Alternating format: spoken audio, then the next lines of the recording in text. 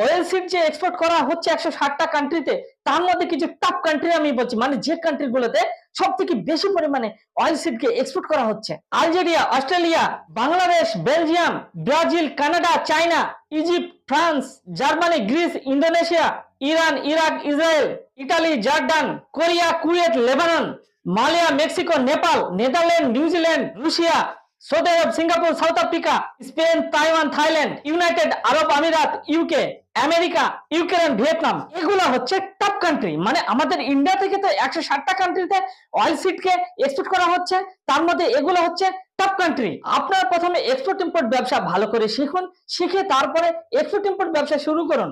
আমরা অনলাইনে ট্রেনিং দিয়ে থাকি, যারা অনলাইনে ইন্টারেস্টেড তারা অনলাইনে ট্রেনিং, আমরা অফলাইনে ট্রেনিং দিয়ে থাকি। যারা অফলাইনে ইন্টারেস্টেড তারা অফলাইনে ট্রেনিং নিন এবং নিজের যে লোকাল ব্যবসা, সেই লোকাল ব্যবসাকে নিয়ে চলুন 200+ কান্ট্রিতে। আর আপনারা